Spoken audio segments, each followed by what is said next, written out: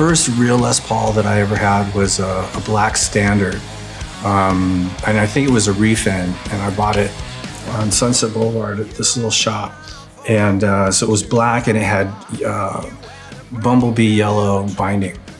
And it was really cool, but it was exciting to have a guitar that actually said Gibson on the headstock. You know, you have a lot of sort of basic electric guitar brands, you know, that have been around for a long time.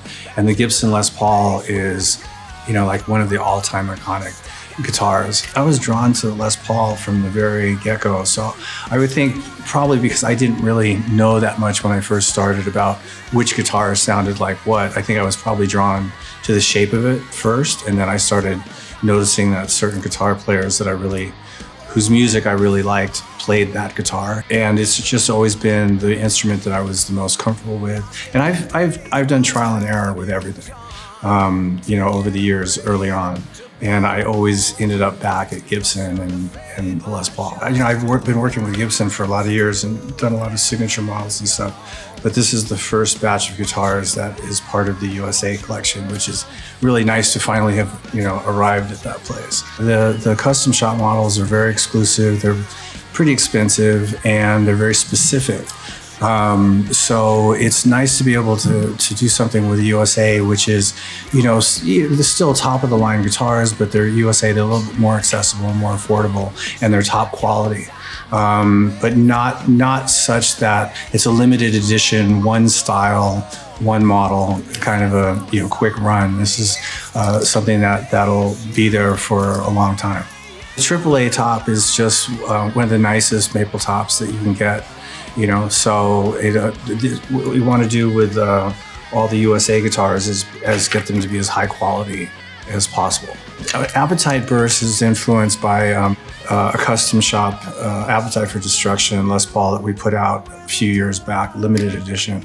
And it was basically based on this guitar that I recorded Appetite for Destruction with. So this is basically that same guitar in a USA format. The November Rain guitar was actually Cesar's idea. You know, he has a tobacco sunburst, and he'd seen me do he'd seen the November Rain video where I used a vintage tobacco burst for that particular song. The vermilion is just, I want to say it's an Italian word for a type of red. And we just think it's a great name for this color. And the Anaconda burst is that deep green kind of thing, because I'm a big fan of Anaconda snakes. So I wanted to do a guitar with Gibson that had this, you know, sort of rich green or emerald color to it, and call it the Anaconda. Yeah. The neck profile is a C profile, and it's, you know, I think it's what I've become over the years most comfortable with. Thin tapered necks, I've had a couple, and I mean, I can adapt to them, but I think I'm most comfortable with a C neck.